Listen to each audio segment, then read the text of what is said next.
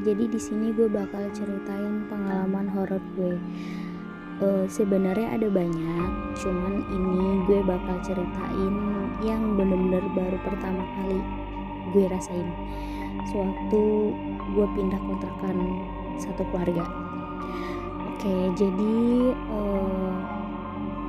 ibu gue sama bapak gue memutuskan untuk kita pindah kontrakan dikarenakan ibu gue sama bapak gue ini bawa pulang kakak gue yang dari Jawa buat tinggal bareng dan sekolah di sini di Tangerang. Jadi kejadiannya itu gue tinggal di kampung es. Gue pindah kontrakan itu, kontrakannya itu dekat sawah ya, sebelahnya itu pokoknya sawah, belakangnya itu sawah. Karena emang nyaring yang lebih gede, makanya kita pindah ke situ. Dan kontrakannya juga belum lama banget, belum lama dibangun lah pokoknya, dan masih kosong. Hari pertama pindah gue nggak pernah ngerasain hal-hal aneh karena emang gue tipikal orang yang dibilang penakut juga enggak, tapi takut kalau misalnya untuk ngeliat-ngeliat yang hal kayak gitu. Jadi di malam pertama gue aman, di malam kedua aman, di malam ketiga nih. Jadi di malam ketiga itu udah tengah malam, gue tuh belum tidur.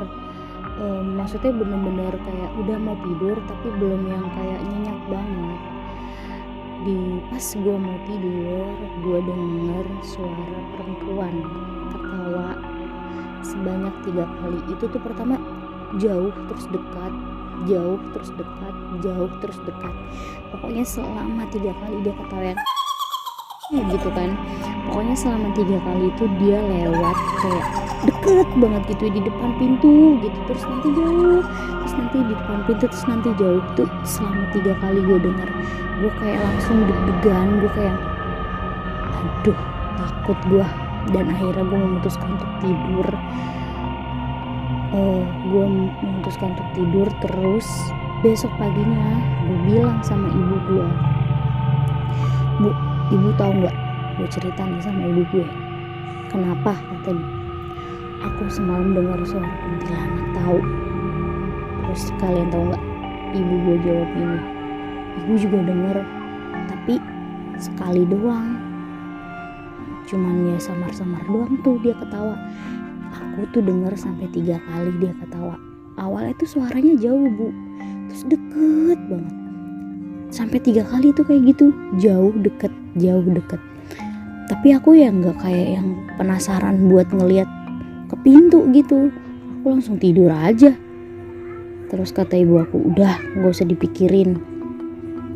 Ya udah dong, gue kayak yang ngapain gue pikirin juga ya, karena gue tinggal sama ibu gue ini sama bapak gue, jadi gue kagak takut.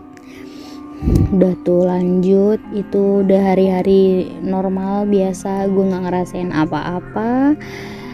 Nah di suatu malam nih, waktu gue lagi tidur, kan gue itu posisinya tidur sama kakak gue berdua. Kakak gue yang madep tembok, pojok tembok, gue di sebelah dia, sebelah kasur. Jadi gue tuh dengar suara keran tuh nyala, berarti tandanya ada orang yang di kamar mandi. Dan gue tuh nggak ngeraba-raba kakak gue ada di sebelah gue apa enggak. Nah gue bangun, gue melek, gue ngocek-ngocek mata gue ke arah kamar mandi.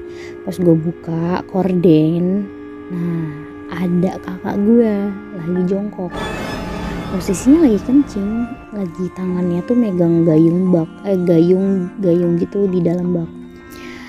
Mukanya nunduk dengan rambut yang berantakan, yang namanya orang bangun tidur ya. Gue bilang gini, gue ngomong gini ke kakak gue, "Mbak, lu kencing?" Tapi dia nggak jawab. Dia nggak jawab sapaan gue. Gue bilang lagi, "Mbak, lu kencing? Woi," gue gituin dong. Dan dia nggak jawab. Terus gue kayak yang bodo amat lah, budak. Gue kesel dan akhirnya gue memutuskan buat balik ke kamar. Kalian tahu, ternyata kakak gue ada di kamar lagi tidur. Terus gue kayak yang, hah, ini dia ada lah, terus tadi yang di kamar mandi siapa? Gue gak memutuskan buat balik lagi sih ke kamar mandi. Gue memutuskan buat tidur, dan besok paginya bakal gue tanya ke dia. Dan besok paginya gue tanya, Mbak, lu semalam kencing? Tau nggak? Kakak gue jawab enggak. Gue di situ bener-bener apa ya? Takut sih enggak, cuman kayak, ih apaan sih? Kok aneh gitu loh. Terus gue jawab gini, enggak, lu tuh semalam kencing. Tapi gue ajak ngomong lu tuh diem aja. Apaan sih lu? Kakak gue jawab gitu dong. Orang gue tuh tidur, gue kagak bangun dan gue kagak kencing. Gue kayak mikir 2 kali. Terus yang di kamar mandi siapa? Dengan muka yang nunduk, itu siluetnya itu bener-bener kakak gue banget. Postur badannya itu dia banget, dari rambut, baju yang dia pakai pun itu dia banget. Gue kayak yang, ya udahlah, udah amat lah. Gue kayak yang nggak mau mikirin banget. Dan dari situ ya udah, gue nggak kayak yang namanya udahlah, nggak mau mikirin hal-hal aneh lagi. Setelah itu